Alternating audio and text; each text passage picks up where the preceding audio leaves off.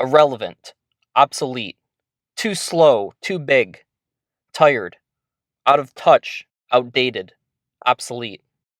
Each of these words or phrases were used by automotive journalists to describe the fourth generation Ford Taurus SHO. The leads of their stories began with inflammatory remarks about how the fourth generation SHO was too big and too slow for its own good. Yet in the same breath, and without a bit of self-awareness or irony, they paradoxically state how the American sedan is dying because of our lust for big SUVs and trucks. It's true Americans are addicted to big trucks and SUVs, but those journalists were dead wrong about the SHO.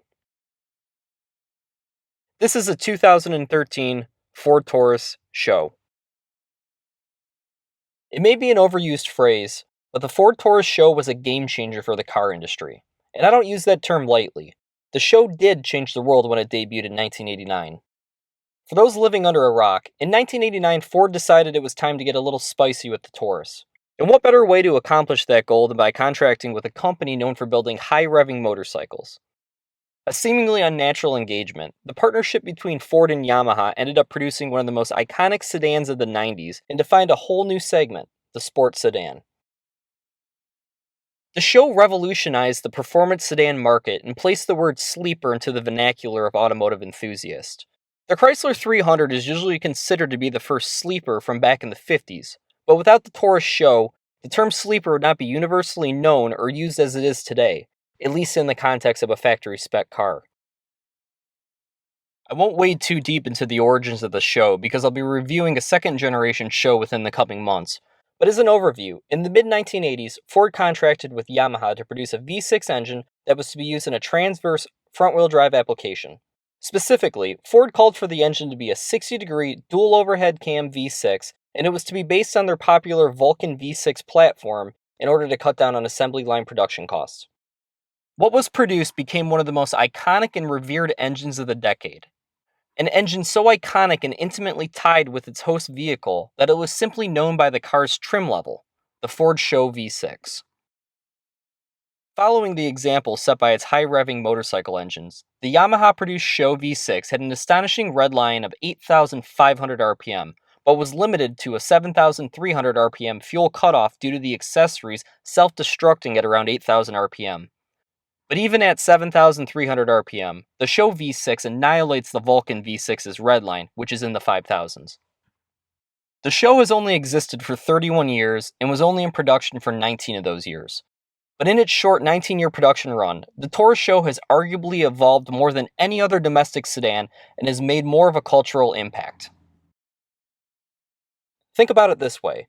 In its short 19-year production run, the SHO has been powered by a 3-liter Yamaha V6, a 3.2-liter Yamaha V6, a 3.4-liter Yamaha, Cosworth, and Ford-developed V8, and finally, a twin-turbo 3.5-liter V6.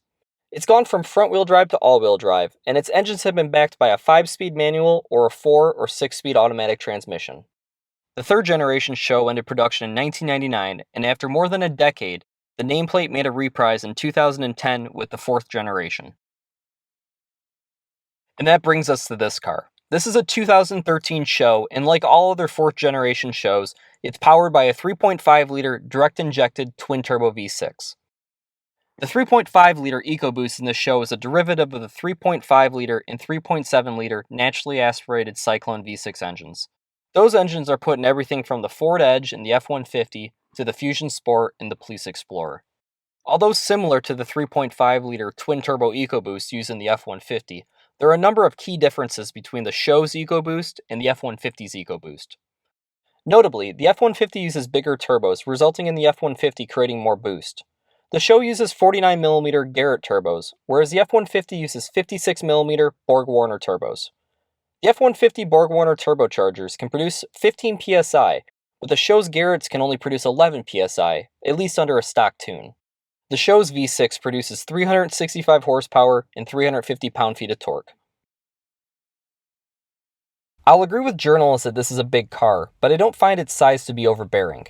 Yes, from the second you walk up to the SHO, you know it's a large car. The top of its roofline is nearly 5 foot 1 inches tall, and the breadth of the SHO continues into its spacious interior. It's a big car, but nearly every car grows in stature when compared to previous generations. When driving the SHO, it's easy to forget you're in a car that's over 5 feet tall. The SHO feels very planted at speed, but taking a turn will result in a good amount of understeer. But for daily driving, I didn't find the size or weight of the SHO to be a detriment to the driving experience. Just don't expect to dominate on the track with this car. As for ride quality, the SHO drives nearly as good as a Cadillac ATS from the same year. This is a huge compliment because GM's Alpha platform is one of the best around. Aside from poor braking, the SHO is prone to some body roll and understeer, but again that's to be expected given its size. This is a big car and it makes no attempt to conceal that it weighs nearly 4,350 pounds. But the SHO's twin-turbo engine makes quick work of the car's 2-ton mass, accelerating to 60 in only 5.2 seconds.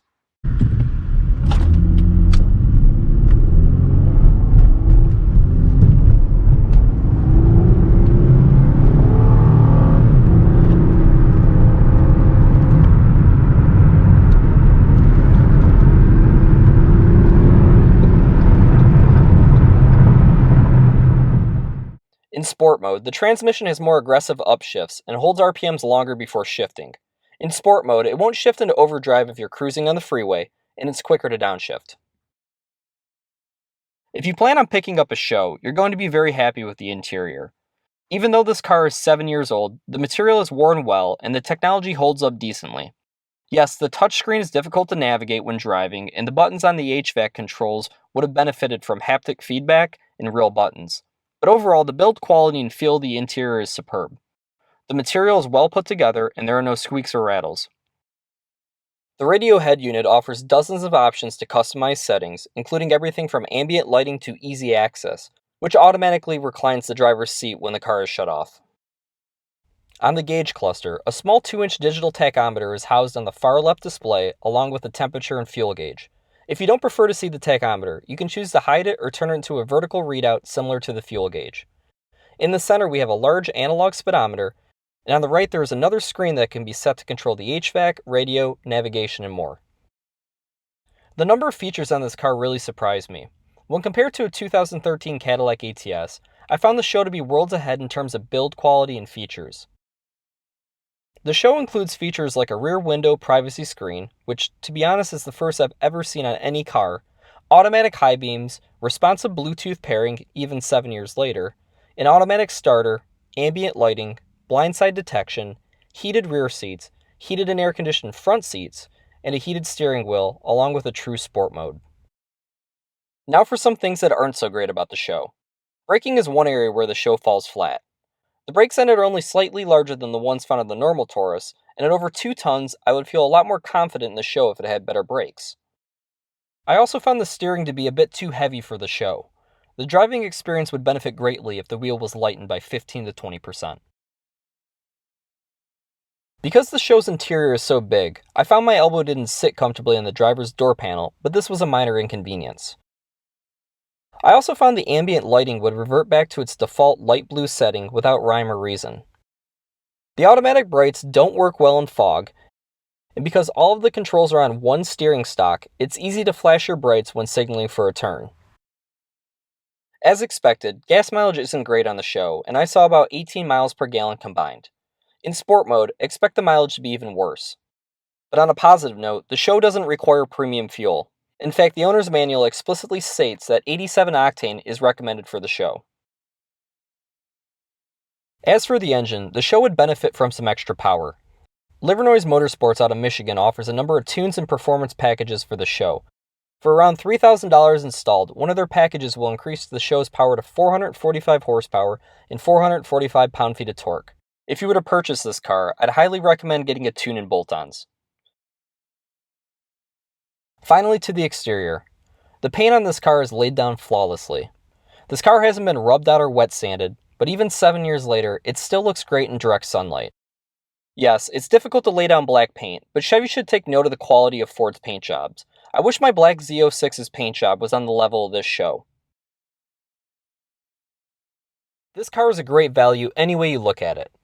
This SHO sold for over $45,000 when new, but today it sells for only about $13,000. If you search long enough, you can even find one for under $10,000, but it'll have high miles. As for purchasing power, the SHO will give you the best bang for your buck when compared to any other used sedan in the segment. If you're looking for a SHO, I'd recommend you search for a 2013 and newer, since Ford revised the SHO in 2013, giving it a refreshed grille, rims, gauge cluster, and more. And you should also search for one with a performance package, so you get better brakes and recalibrated steering.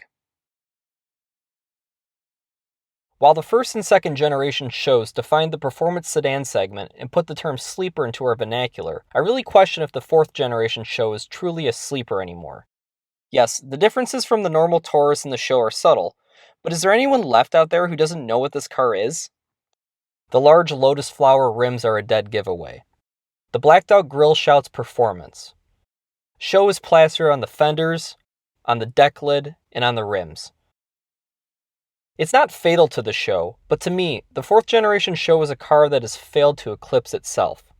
Let me explain. Each new generation of a car should improve on the prior generation. Yes, the fourth generation SHO is faster, it's bigger, and it's more powerful than its predecessors, but is it better? You can argue the fourth generation SHO surpassed the previous generations because of its all-wheel drive system, its many features, and its twin-turbo engine. My response to that argument is to concede that the EcoBoost is a good engine, but it lacks the character of the Yamaha V6s of previous generations. In the case of the SHO, it's no longer a true sleeper because of its prevalence in the automotive world. Everyone knows what a SHO is.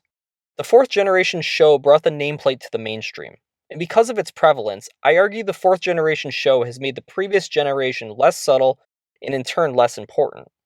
The fourth generation SHO lost that quirky, subtle performance sedan status that made it so special.